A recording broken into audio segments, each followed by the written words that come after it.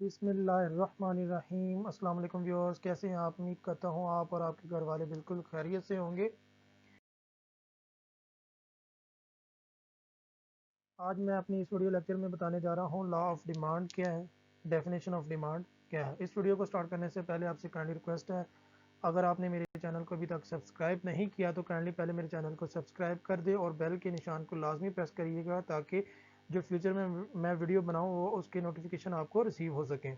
चलिए अब हम अपने वीडियो लेक्चर को स्टार्ट करते हैं। सबसे पहले हम डिमांड की डेफिनेशन को देख लेते हैं। In economics, demand is the quantity of a good that consumer are willing and able to purchase at various price during a given period of time. Demand या तलब से मुराद किसी भी शय की वो मकदार जो कस्टमर या सारिफ या कंज्यूमर मुख्तलिफ कीमतों पर ख़रीदने के लिए तैयार हो। यानी कि डिमांड से मुराद किसी भी चीज़ के लिए कस्टमर या कंज्यूमर की ख्वाहिश जिसे पूरा करने के लिए सार्फ के पास कुव्वत ख़रीद भी मौजूद होनी चाहिए। तलब की दो कंडीशंस होती हैं, अगर इन दोनों में से एक कंडीशन भी फिल नहीं होगी तो वो डिमांड नहीं कहलाएगी।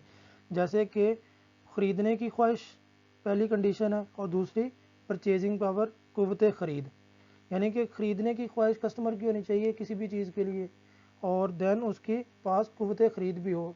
लेट्स सपोज जैसे कि एक गरीब आदमी है, अगर वो मर्सिडीज बेंज के लिए ख्वाहिश करता है तो देन उसकी ख्वाहिश तो होगी, लेकिन दूसरी उसकी कंडीशन क्या तलब की है कि कुव्वत ख़रीद भी, लेकिन उसके पास पैसे नहीं उस खरीदने के लिए, तो इसको हम डिमांड नहीं कहेंगे। डिमांड उस टाइम होगी जब उसके पास पैसे भी होंगे और उसकी ख्वाहिश भी होगी, देन वो डिमांड कहलाएगी। अब हम अगले कंसेप्ट को अंडरस्टैंड कर लेते हैं, लॉ ऑफ डिमांड को।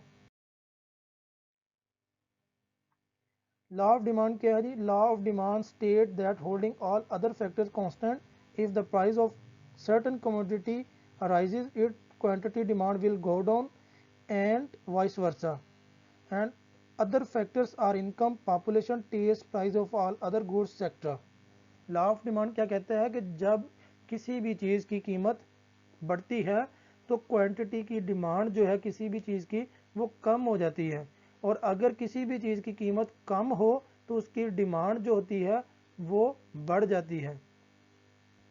जैसे कि मैंने इस ग्राफ में शो किया हुआ है, पहले एरो में उसने मेंशन किया हुआ है, वो उसका रुख जो है वो ऊपर की तरफ है, उसमें वो मेंशन कर रहा है कि when the price goes up, कि जब कीमत बढ़ती है, तो सेकंड वाले एरो में मेंशन किया the quantity demand goes down, तो जो किसी भी प्रोडक्ट की जो डिमांड है वो कम हो जाती है।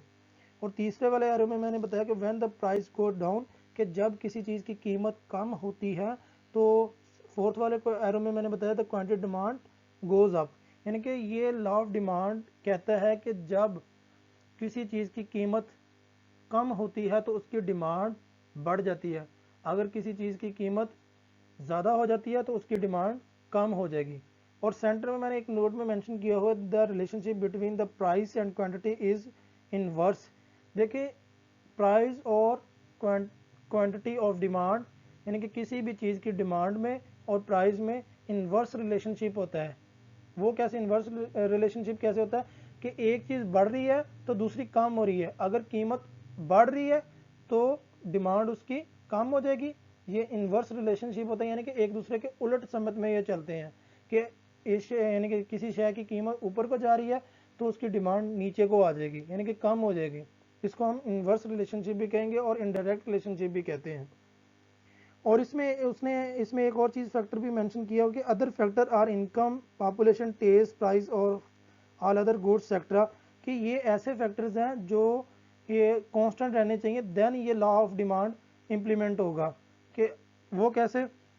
अगर एक इंसान की इनकम बढ़ जाती है, फॉर एग्जांपल लेट्स सपोज पहले उसकी 40,000 मंथली सैलरी थी, अब उसकी 80,000 हो गई है, तो जब इसकी इनकम बढ़ जाएगी तो बेशक किसी चीज़ की कीमत बढ़ भी गई हो तो वो उसकी डिमांड कम नहीं करेगा, उसकी डिमांड को इंक्रीज कर देगा, क्योंकि उसकी जो इनकम है ना वो भी बढ़ गई है।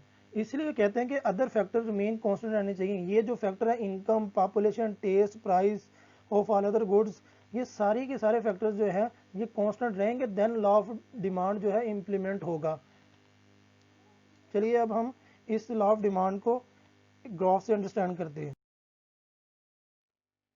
इस ग्राफ को अंडरस्टैंड करने से पहले हम इस टेबल को अंडरस्टैंड कर लेते हैं कि देखें टेबल की लेफ़्ट साइड पे प्राइस पर केजी दिया हुआ है और उसकी राइट साइड पे डिमांड केजी ऑरेंजेस दिया हुआ है कि जब 1 किलोग्राम ऑरेंजेस की कीमत 10 रुपये थी तो उसकी डिमांड जो थी वो 2 किलोग्राम थी, और जब उसकी पर केजी कीमत 8 हुई तो उसकी जो डिमांड ऑरेंजेस की है वो जो डिमांड है ऑरेंजेस की वो 5 किलोग्राम हो गई।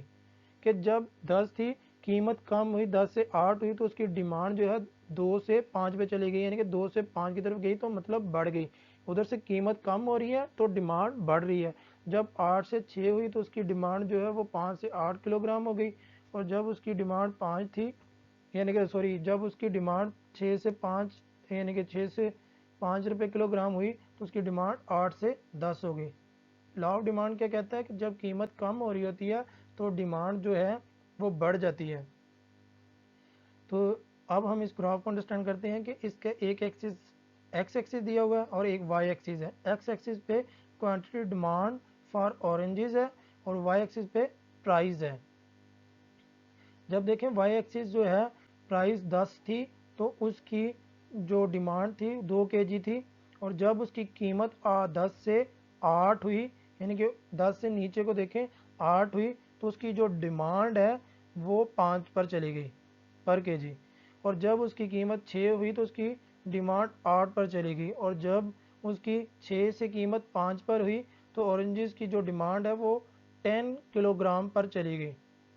तो जो डिमांड कर्व का जो खत है ये ऊपर से नीचे की तरफ होता है, यानी कि डाउनवर्ड होता है। ये शो करता है कि जब किसी चीज़ की कीमत बढ़ती है तो उसकी प्राइस जो उसकी जो डिमांड है वो कम हो जाती है, जब किसी चीज़ की कीमत कम होती है तो उसकी डिमांड बढ़ जाती है।